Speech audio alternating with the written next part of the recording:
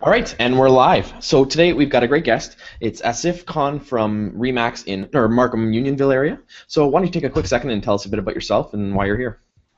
All right, my name is Asif Khan from Remax All Stars in Markham Unionville.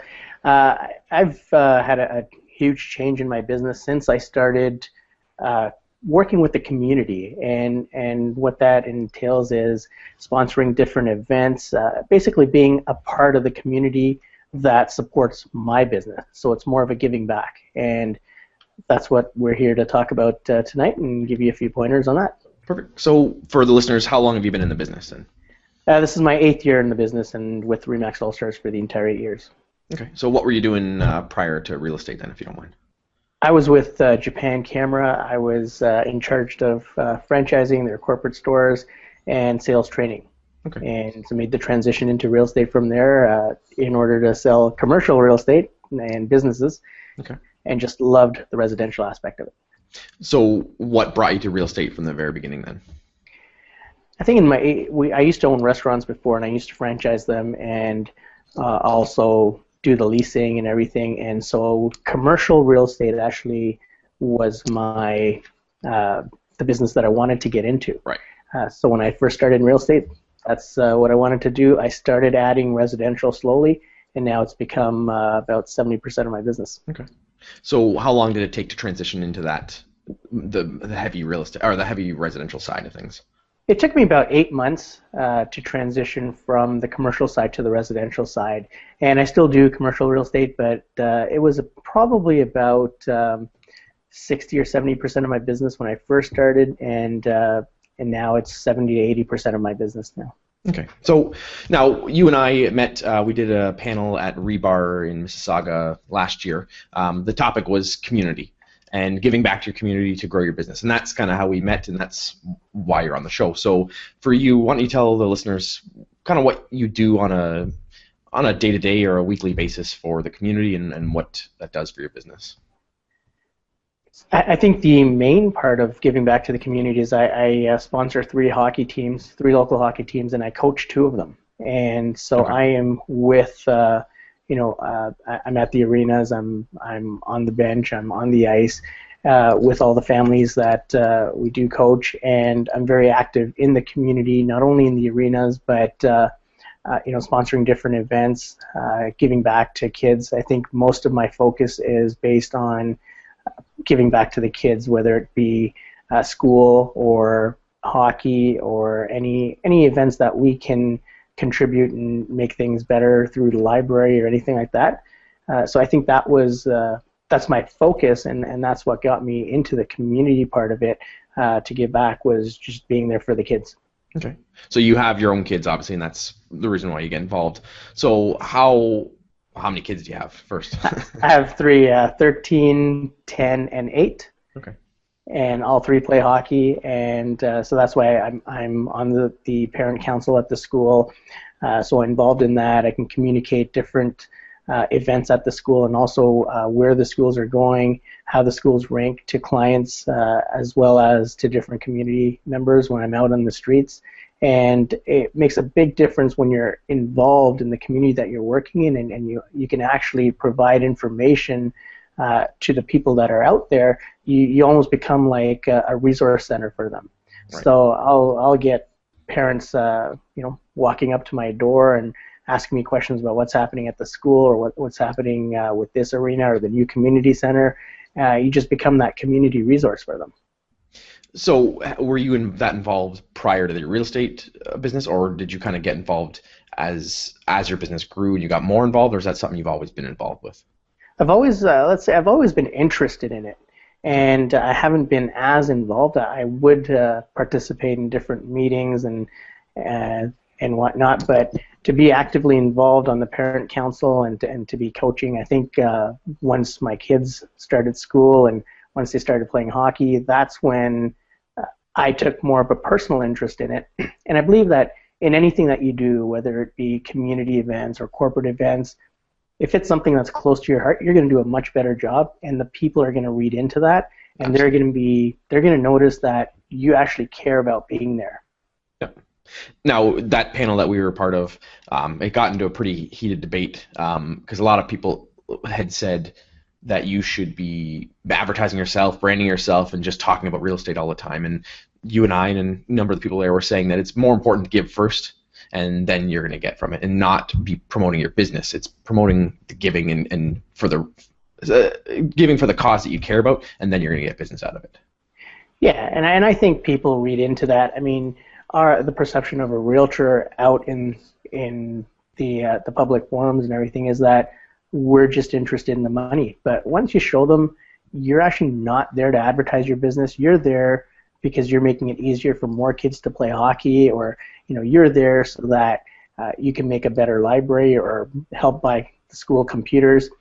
They notice that, and once they know that you care, they're going to be coming to you not only for real estate questions. I mean, I haven't dropped a flyer or asked for any business at any hockey game or any team that I coach. I have never asked for business, but I do get business because the parents come to me because they know I'm there. They get to know me because they're with me 2-3 times a week, and you build up that trust and that relationship, and that's what gets you the business. Yeah. And it's those connections that you build long term. And I think a lot of people try to go out to networking events or different things and maybe one-off things or once a year and try to give back. To me, if you're going to get anything out of it, it's got to be long term. And if you're going to do something long term, it should be something you're passionate about. Exactly. Because if you're doing a one-off you're only meeting these people once a year. They're meeting maybe 50 different realtors throughout the course of the year, and you're just one of the other realtors. So once they know that who you are and they can trust you, that's what builds the relationship. I remember I was listening to a podcast last year, and the host was talking. He said, I think it was a conference, and there was like 400 or 500 people there, and he had said, how many of you here would like to sell something to someone else in the audience? And everyone put their hand up. They all had products and services they wanted to sell. He said, how many of you came here to be sold to from someone else? And not one person put their hand up. And I think that's when a lot of people get involved and they try to push themselves. They become those people that are just there to push and promote. And it's I'm not going to go too far in like we got into that day, but it's very important that you get involved with something you're passionate about. Yeah, because you're going to be spending your time and you're going to be giving back to a cause that is close to your heart. And I think with anything, even with charities, that's where you have to be. You have to believe in the cause. Yeah. So how much of your time do you spend on these organizations and events and things? I would say I spend probably about 40 hours a week on the different events. I mean, hockey takes up a big part of it. Coaching the 2 teams and also being there. 2 of my kids play rep, one plays house league, so I coach a rep team and a house league team. And it's a huge time commitment, but one, it allows me to be with my kids, and 2, it allows me just giving back and seeing the improvement in the kids and building another level of confidence for them, or raising their level of confidence. If one, it feels good, and 2, you're making a difference, and that's what it's all about. So for the time you spend, I mean, a lot of people say, "Oh, I don't have time to do that and do my business." But if you're doing it right, it should be lead generation in itself. So it's kind of not killing 2 birds with one stone. So a lot of people will say 40 hours is too much, but my business, I've set hours for my business. So I work 10 a.m. to 7 p.m. Monday to Friday. My clients know that. That's how I schedule my appointments. So it's all about our scheduling. I mean, we don't have to work till 11 p.m. every night. We do that to ourselves. So if you can schedule everything in, the more time you give yourself, you're going to fill it. And you're going to fill it with useless stuff. So, having a compact schedule for work, you're still going to do the exact same amount of business that you're going to do. And when you're out there and you're talking to people and you're educating people, and that's, even when I go out to conferences and things, I want to come out with one thing that I didn't know that I didn't know. Right. And once I get that, then I know I've had a great day from that conference. And it's the same with people. When they ask you about a certain thing and you tell them what they don't know about that property or or about the sale that just happened or a community center that's coming up. I think I said at the when we were on the panel, you become an ambassador for your community, and you become the go-to resource. And if you can learn more about your community and be able to communicate that to people, you're building your reputation not only as a realtor but as someone that's active in the community. That's going to give you the business. So as far as lead generation, yeah, as long as you're up and about in the community, that is your lead generation. You said you used to do a lot of more traditional-based marketing, but you've weaned off that. So what was it that changed, or is it just you started getting business from being involved that stopped you from doing that traditional marketing? It was quite an eye-opener when my coach asked me to sit down with all the marketing that I had done during the year and write down how many calls or contacts I received from each piece of marketing. And that year I had spent $36,000 on marketing, the majority of it print advertising.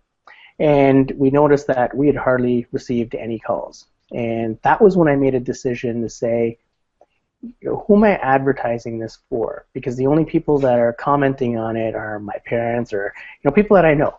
And I think a lot of the print advertising, as realtors, we like to see ourselves in the paper. Things like that. It doesn't generate any business, or it doesn't generate enough business. But when you're out there spending half of that money in the community, you get to be known as someone that supports the community, and then in turn, people will want to support you. So it doesn't matter if someone's dropping a flyer at their door every week or every 3 days, because you're active and they know that you're giving back to their community, they're going to be calling you. And again, it comes back to having that one cause or charity that you're working with. If you keep putting it into it and putting into that, you get more out of it. And a lot of people will they'll get involved with some organization for one night or one evening or one weekend and then go on to the next. But when you can really work down into that one organization or one cause, you're going to get more. Yeah, and that's how it works with the school as well. Being on the parent council, meeting once a month, it gets you in front of a group of people. But once people know that you're contributing to the school through the student council, through the parent council, you're getting an entire school, backing you up on what you do. So it could be, renting a jumping castle for the school fair, or it could be, buying pizza one day for all the students, and just having it there for them.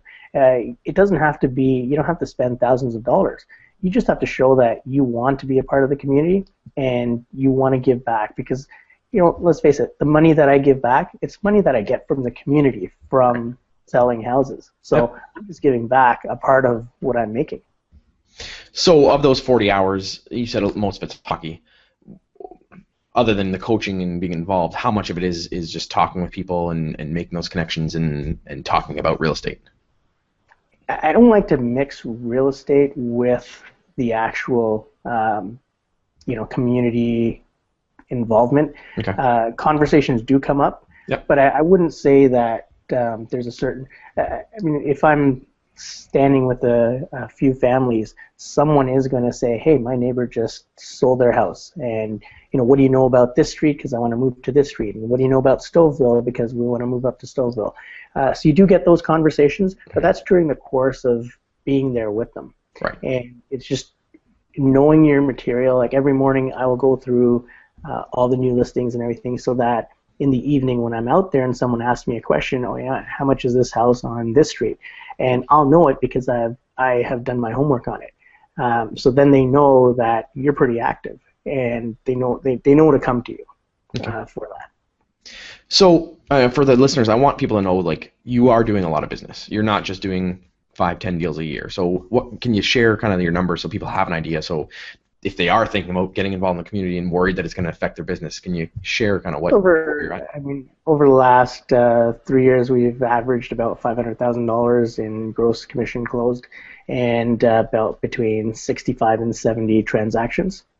So yeah, we do quite a bit of business, and a lot of it is local. We do, from the families that you associate with, you're going to get referrals. You're going to go outside of your niche area, but depends where the referral comes from, and that's a lot of it is from my contacts, and it's a lot of from the people that I deal with every day. So do you do anything outside of those getting involved to stay in contact with people? Do you send out letters? Do you send out postcards? Do you? Yeah. So they do receive a newsletter from us every month. We'll contact them. I'll contact about 10 to 15 of my clients every day.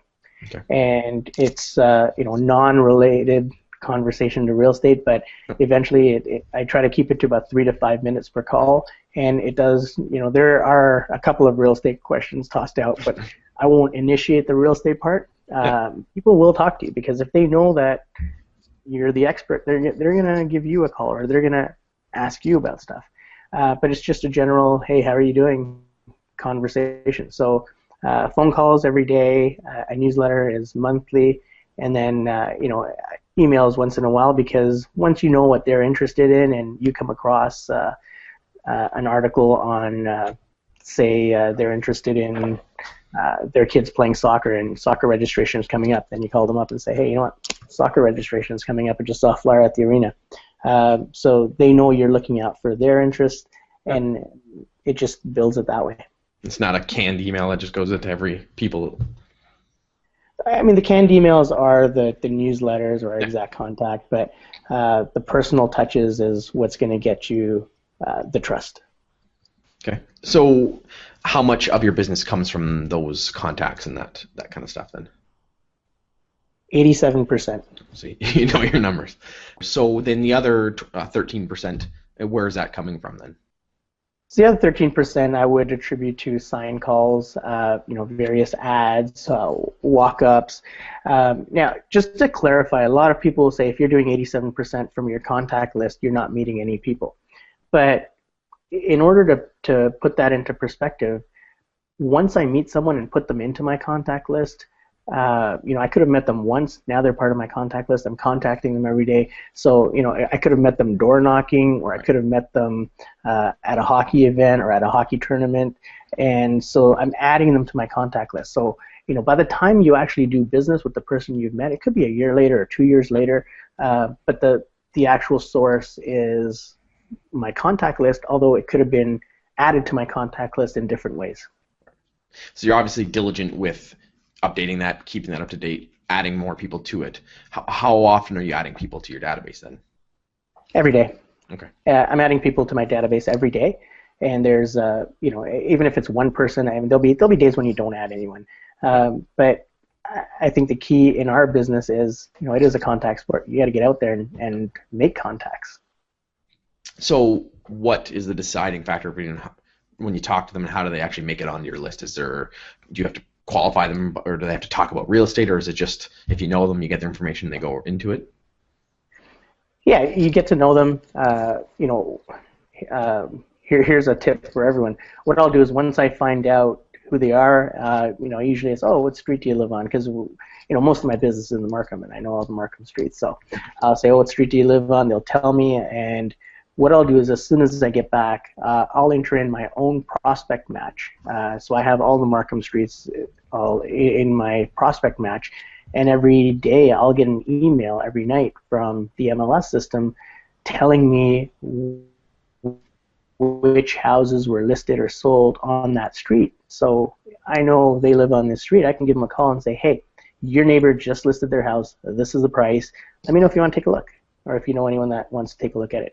So that way they think I'm keeping on top of just them personally, but I'm doing it for all my contacts because I have all their streets loaded in it. So. And it's systematizing the follow-up, and people think, it's impersonal, but you have to do that. If you want to do the level that you're at, you gotta be systematizing it. You do, you really do, and it just makes things a lot easier. It's much harder to. I mean, we're in a tough business as it is, and if you don't have systems in place, you're gonna be scrambling at the last minute, and you're gonna drop stuff. Yeah. And that's why you need a system. You need a database management program, or there's a lot of online solutions available, and you have to have these in place in order for you to expand your business. Now, you'd mentioned you have a coach is there any specific training of real estate values or beliefs or coach trainers that you use, or is there, did you kind of go did you figure it out as you go along, or is there someone that you follow? I think choosing the right coach depends on what level of business you're at. The first company I was with, Richard Robbins International, I think they provided the base for me in order to grow my business to a higher level.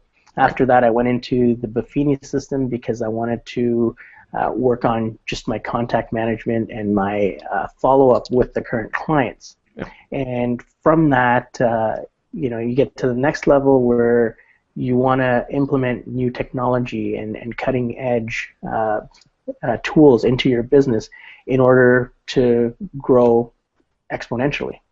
And so now I'm with the Tom Ferry organization, which provides me with that, the innovation, new tools, and allows me to grow. Yeah. So that's where I'm at right now. So do you find they're on board with pushing the community side of things? Because I know a lot of the traditional real estate coaches are just those methods, and they don't really support you to do that type of stuff, or they want you to do newspaper advertising and marketing. How did you find someone who would get behind you and support you with that kind of stuff?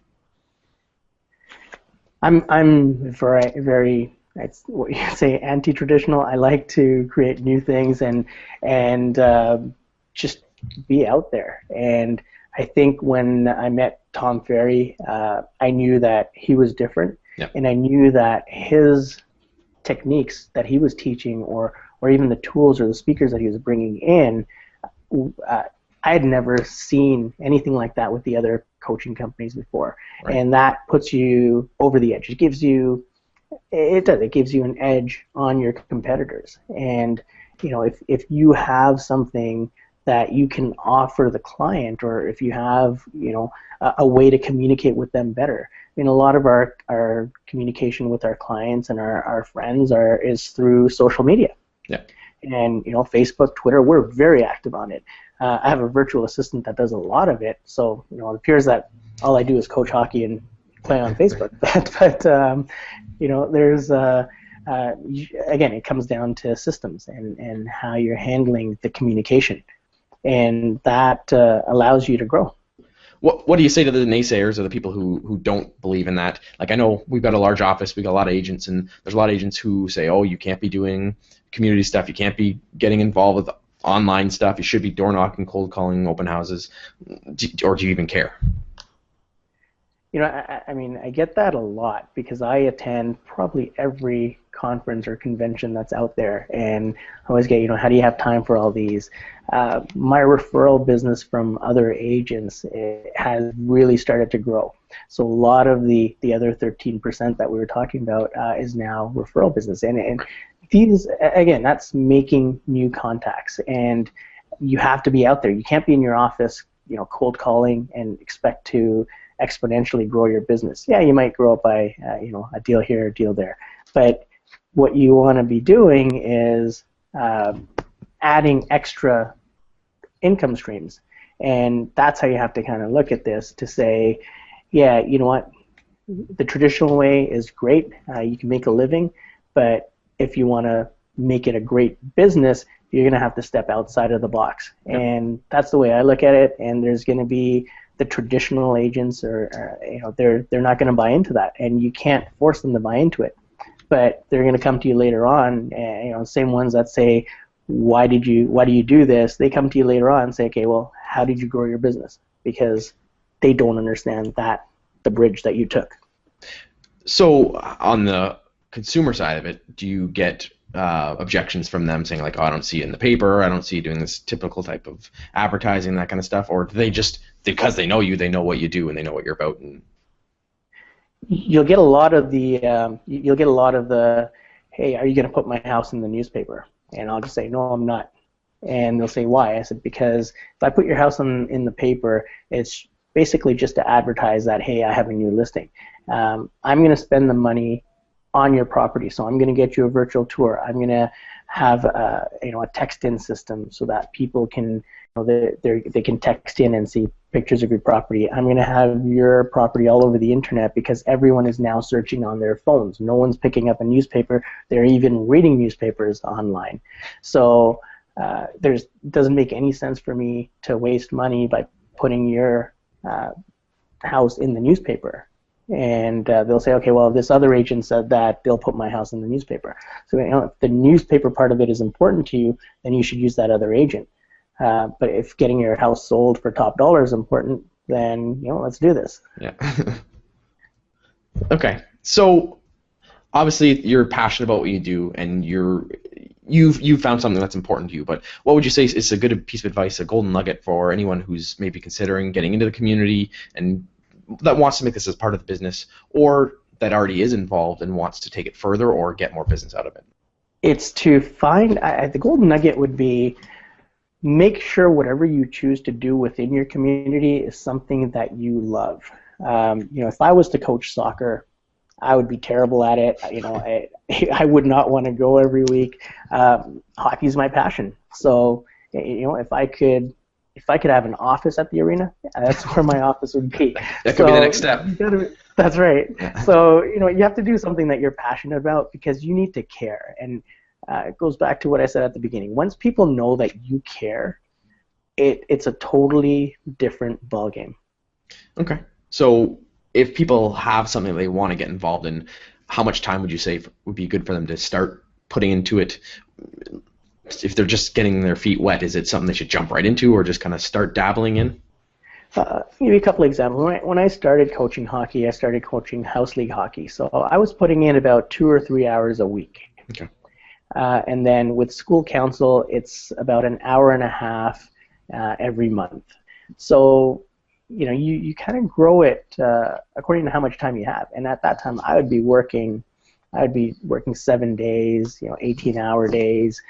So, you kind of fill your time with stuff. But once you can create a system that allows you to get out there, then spend some more time. I would volunteer at community fairs and different events on the weekends just to be in the community. And again, it's not to advertise. Yeah, sure, we have a wrapped car that we take, and so we're there, but we're not pushing real estate. We're not asking for listings. We're not asking people, if they want to go out and see houses that afternoon, which is, I think, that's the main mistake or the major mistake that we make when we're out there, or some agents do, is that they think that they need to close a deal at every event, and it's a long-term thing.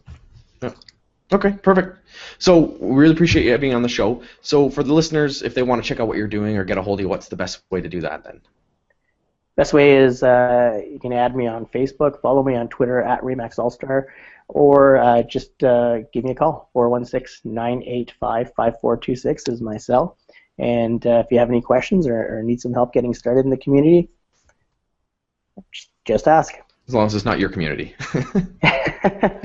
No, just kidding. Okay, so we'll put that in the notes below. And again, we apologize for this being a choppy episode, but we'll try to make the best of it that we can. Awesome. Thank you very much. Thanks. Thanks for having me.